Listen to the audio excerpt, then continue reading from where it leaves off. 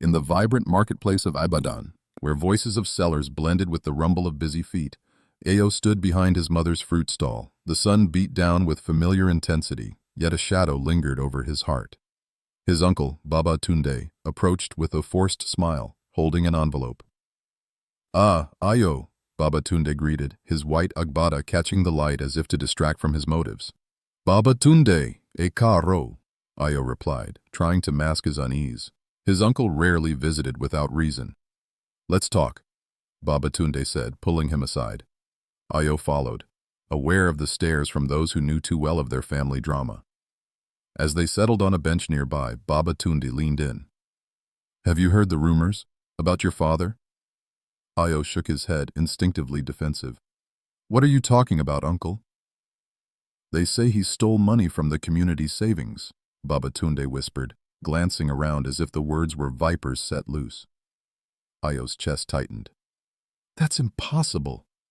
Papa would never do such a thing." "Believe what you want, but the story is spreading. People are talking, and it's not good." Baba Tunde stood, adjusting his agbada. "Advise him, my son, before it's too late." By evening, the whispers had grown louder, reaching the ear of every vendor in the market. Ayo's father, Mr. Adewale, arrived home, his eyes tired and his spirit heavier. "Baba, they're accusing you at the market," Ayo said bluntly, unable to hide his desperation. Mr. Adewale frowned, sitting heavily on the worn-out chair. "It's a lie, Ayo. I haven't taken a kobo from anyone." "But everyone believes it. Even Mama is worried."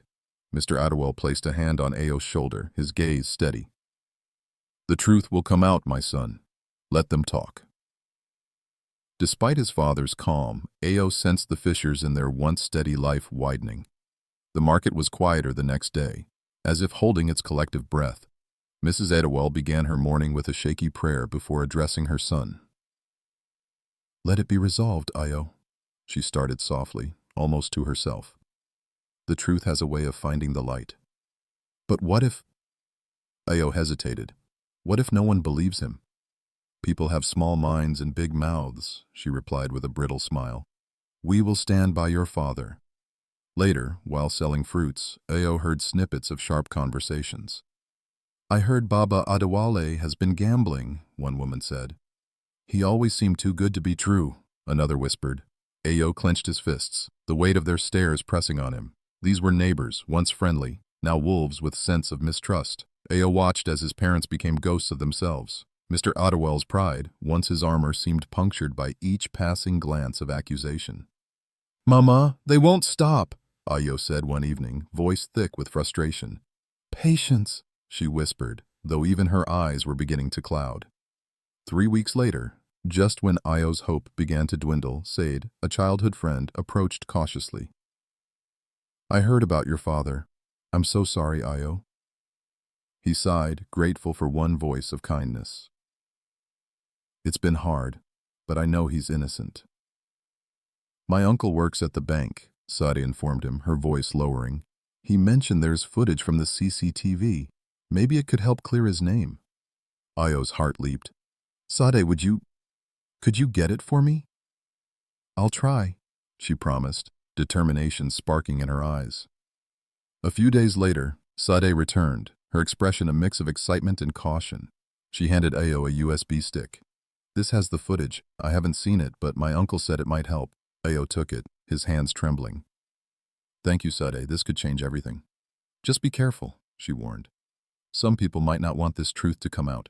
That night, Ayo showed the footage to his parents. They watched in tense silence. The grainy video revealed it clearly, the bank manager himself stuffing money into a bag late at night. Mr. Adewale stared at the screen, a tide of emotions crossing his face. Relief, disbelief, and a flicker of renewed hope. "It wasn't me," he whispered, both to himself and his family. "It was never me." The next day, Ayo approached the bank with his father and insisted on seeing the manager. "You accused my father falsely," Ayo declared, heart pounding with righteous anger. "We have proof of who really took the money." The manager's face turned pale. He stammered, eyes darting from side to side. "Let's not be hasty." But Ayo wouldn't relent. "Return the money and clear my father's name publicly, or everyone sees this video." The manager agreed, desperation etched into his face, but Ayo wasn't finished. "We can't just stop here, Baba," Ayo said later in the quiet of their home. "We need to make sure the truth not only clears your name but ensures it won't happen again." Mr. Adewale nodded, pride stirring in his chest. "You're right, we'll speak at the next community meeting." That evening, Ayo spoke with Sade. "Can you help spread the word?" Discreetly, he asked. Sade nodded. "I'll talk to a few people, make sure they come. People need to understand what really happened and maybe—" Ayo hesitated, a flicker of something sharper in his eyes. "Maybe they'll think twice before believing every rumor." As the day of the meeting approached, Ayo felt a mix of nerves and determination. The accusations had wounded his family deeply, but they were not broken. Ayo called a few trusted friends. "Be there," he said, "and bring others who want justice, not gossip." Finally, the meeting day arrived. The community hall bustled with a tense energy. As Mr. Adewale stood before the crowd, Ayo felt the weight of their expectations pressing in. "We have been accused unjustly," Mr. Adewale began, "but the truth has a way of coming to light." A hush fell as Ayo played the footage on a projector. Gasps and murmurs rippled through the crowd. The bank manager's guilt was laid bare, stark and undeniable. As the truth settled, an unexpected twist stunned everyone. The bank manager himself stepped up, sweating profusely, grabbing a mic. "I deeply regret my actions," he said, gripping the mic as if it were his last lifeline. "I acted out of desperation." His confession was met with mixed reactions, shock, anger, but also a strange sense of justice. As the hall buzzed with reactions, Ayo locked eyes with Sade. There was more to be done, more to be uncovered. The manager's admission had shifted the scales, but what lay beneath this fragile surface? What other truths had yet to emerge? Ayo knew this was just the beginning. As the community hall slowly cleared out, tension remained thick, almost palpable. The bank manager, now humiliated, skulked away. The whispers, once filled with accusatory tones towards Mr. Adewale, shifted, but shame and embarrassment lingered. Ayo and his parents stood together, Sade beside them. "Baba, you did it," Ayo said, a mix of relief and anger still simmering beneath his calm. Mrs. Adewale clasped her husband's hand, her eyes watering with both joy and lingering doubt.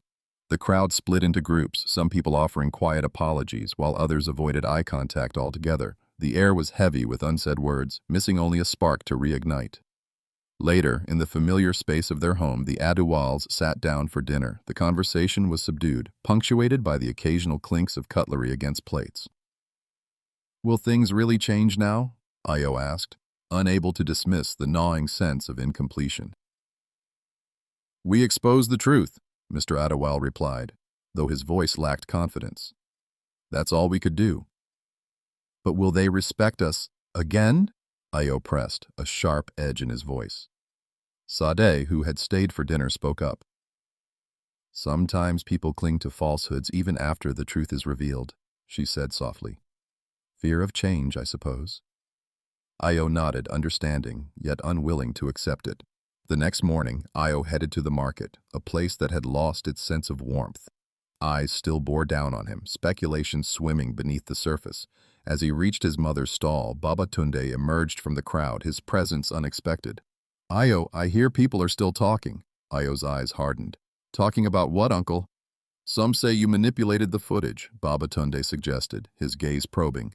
Ayo felt the sting of betrayal. Even among family, doubt lingered. "Why would I?"